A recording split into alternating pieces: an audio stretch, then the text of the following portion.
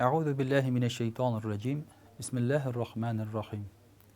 Esselamu aleyküm ve rahmetullahi ve berekatuh. Muhterem Müslüman kardeşler. Adam balasının hılkı, fikirlevi, kişi aldığında özün tutaşı başka kişinikinden bik nik ayrılırga mümkün. Менә шушы кешенең үзенең тотышына, аның хылкына, фикеренә тәэсир итә торган, бәлки аның нигезен тәшкил итә торган бер сыйфат бар, ул да булса икейөзлелек. Икейөзлелек күренгәнебезчә сүзеннән йөзең икәү булу. Әгәр дә турыдан-туры тәрҗемә итсәк. Димәк, бер кешегә бер йөзеңне күрсәтәсең, икенче кешегә икенче йөзеңне күрсәтәсең. Бу кеше алдында син үзеңне булай тотасың, теге кеше алдында икенче төрле тотасың. Шулай аңларга мөмкин бу икейөзлелек дигән сүзне. Я булмаса аңларга мөмкин булай итеп, син кеше янында аны яраткан булып, я булмаса яхшы булып, аның якын досты булып кыланасың, аның яныннан китү белән аны гаепли башлыйсың, гайбәтен сата башлыйсың. Ягъни үзеңне аның дошманы итеп күрсәтәсең. Әлеге дә баягы башка кешегә ярар өчен. Шулай да аңларга була. Икейөзлелекнең дини аңлатмасы да бар. Ул да булса, кешеләр алдында үзеңне иманлы, динле итеп тотып, чынлыкта үзеңне имансыз итеп күрсәтү, имансыз итеп хис итү. Мәсәлән, кеше алдында син матур сүзләр сөйлисең, хәтта намаз укыган булырга мөмкин, Коръән укырга булырга мөмкин. Инде өеңгә кайтканнан соң исеңдә дә юк. Мин Аллага ышанмыйм, Алла юк ул. Менә шушы Коръән укуым, намаз укуым, ул инде булай кеше күрсен өчен генә, дәрәҗәм булсын өчен, мактасыннар өчен генә дип.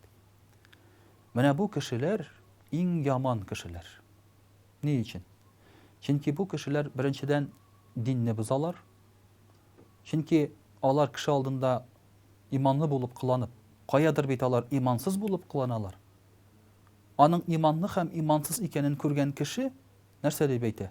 Менә ислам дине шундый икән ди. Ялганларга куша икән.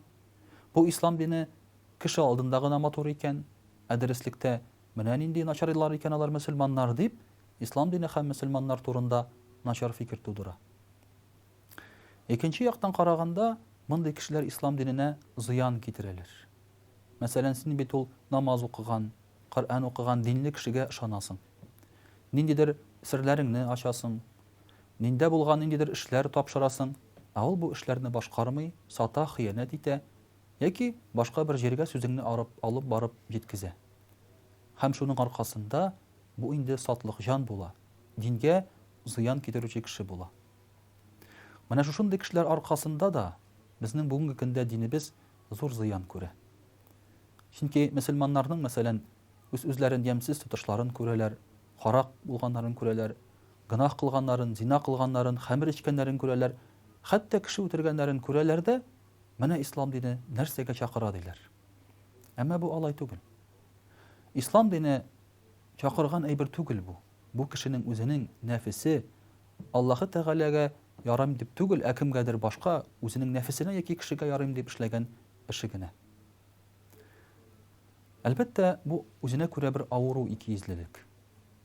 Ләкин менә бу кешеләр алдында икейөзле булуның без инде начар икәнен беләбез, аңлыйбыз. Безнең үзебезгә ошамый ул. Мәсәлән, безнең алдыбызда кемдер кыланып, икейөзләнеп утырып, каядыр барып икенче төрле үзен тотса, без ул кеше белән дуслашмаска, сөйләшмәскә тырышабыз.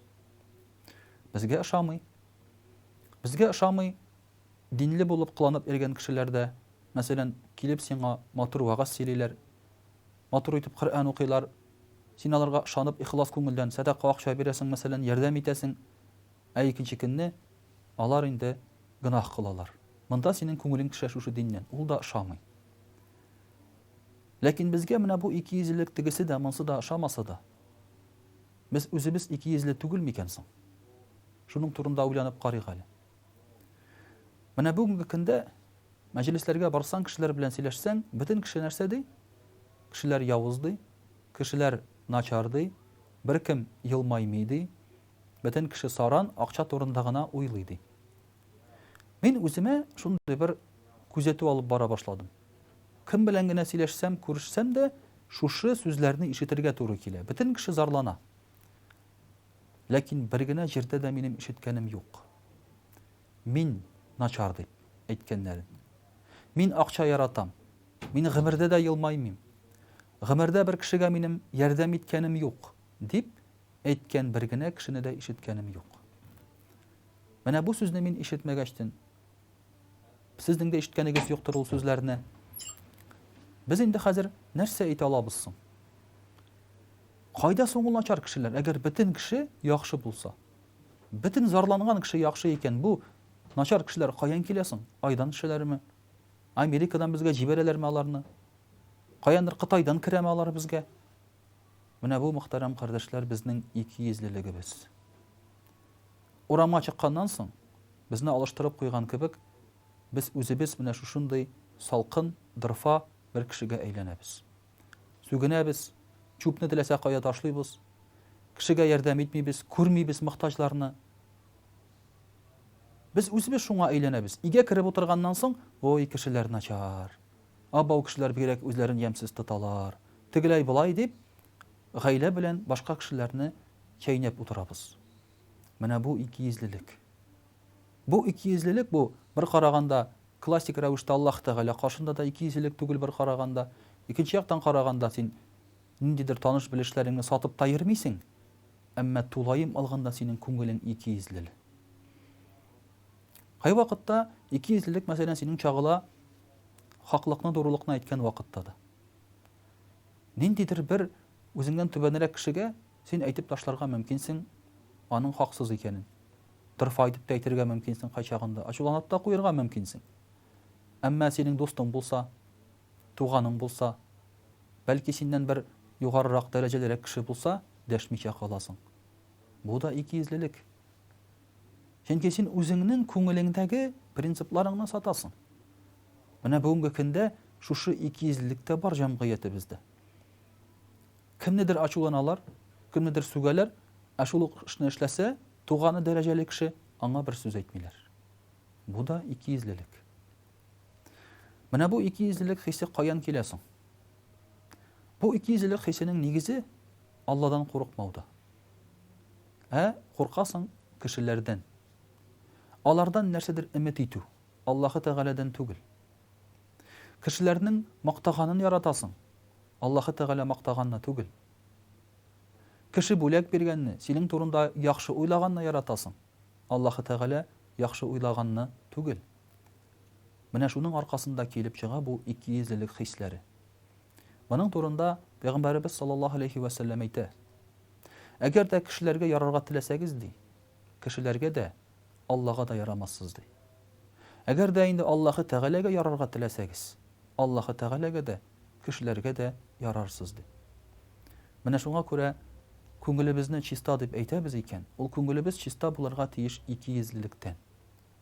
Синең ниндидер бар икән Аллаһка ышануың, димәк шушы ышануың белән син эшлә, шушы ышануың белән син йөр, хезмәт ит. Димәк монда син айырма, бу ышану менә бу кешегә кагыла, монсына кагылмый дип.